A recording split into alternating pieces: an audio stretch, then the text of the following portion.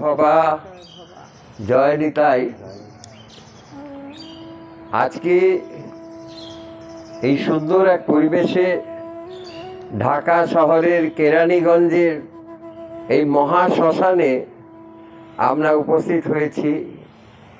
এই মুহূর্তে ঠাকুর শ্রী শ্রী ভবা পাগলা, যিনি জন্মগ্রহণ করেছিলেন এই বাংলাদেশেরই এক প্রত্যন্ত গ্রাম আমতা গ্রামে, ঢাকা জেলায় ধামরাই থানা, সেই আমতা গ্রামে তিনি গাব গাছের নিচে মাটির প্রতিমা নির্মাণ করতেন, করে মায়ের পূজা করতেন।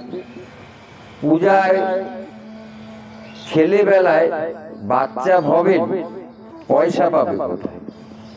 মাটির সন্দেশ মাকে সে নিবেদন করতো, মাটিকে, এবং সাদা কাপড়ে ঢাকা দিয়ে দিত এবং পূজা অন্তে প্রসাদ বিতরণ করত ভক্তদের মধ্যে।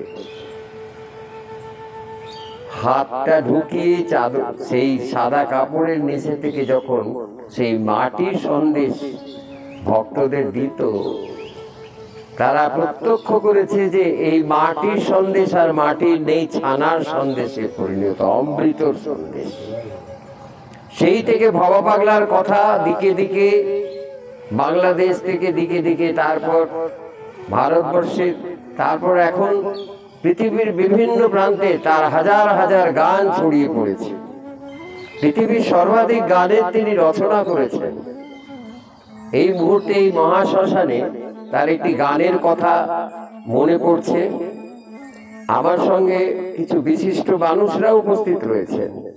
বাংলাদেশের মুক্তিযোদ্ধা রেখারানী গুড়, রানী রাসমণি পরিবারের রুমা চৌধুরী এবং তারই সুযোগ্য সন্তান আমার জুবিন, ডাকনাম জেবুন।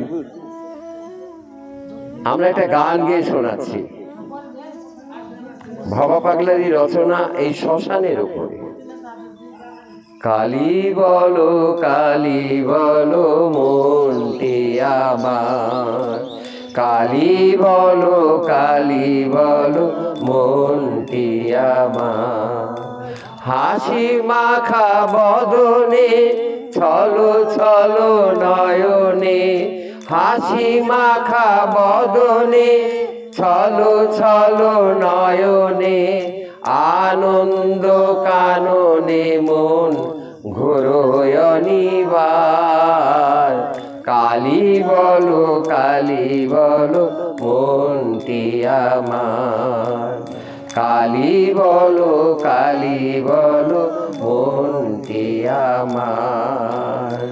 কতদিন আর রবে তুমি এই ধরা ধামে, মরণ তোমার যদি মজকালী নামে।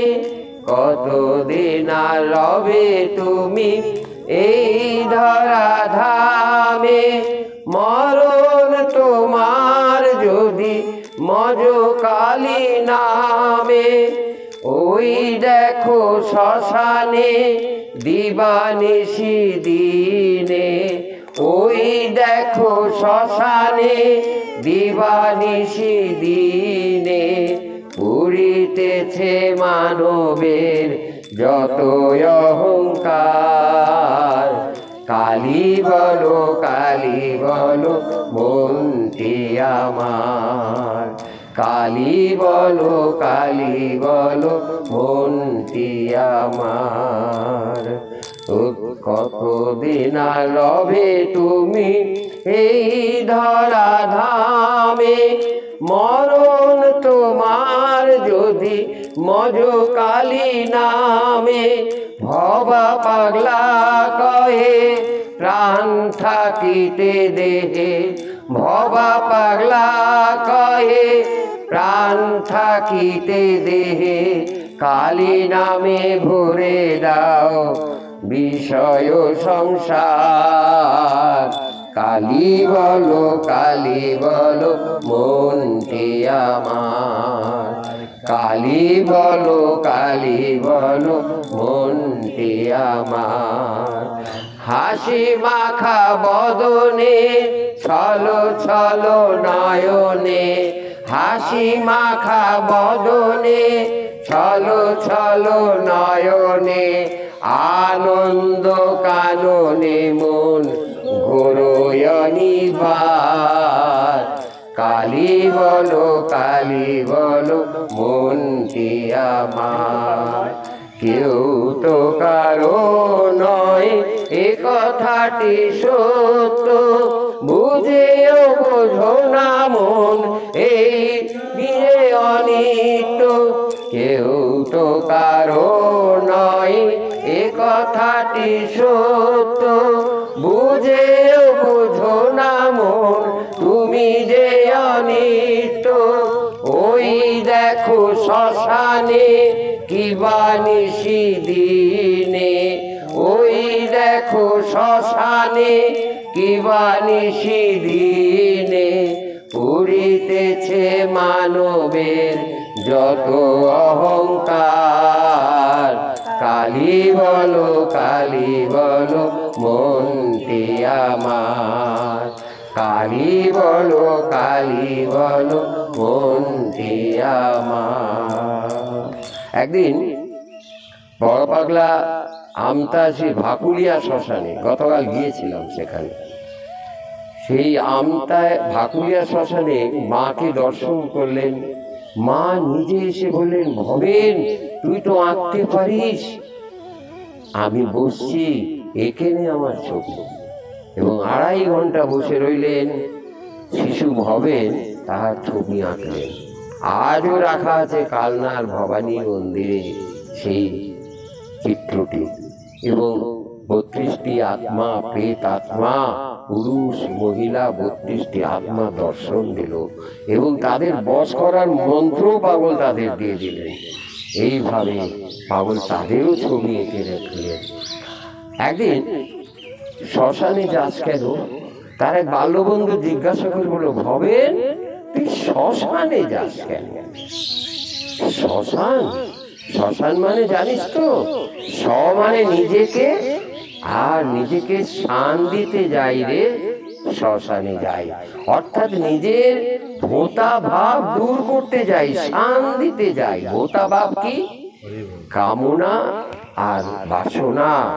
এইটাই বিবেক আর বৈরাগ্য, এইটাই হচ্ছে ভোতা ভাব।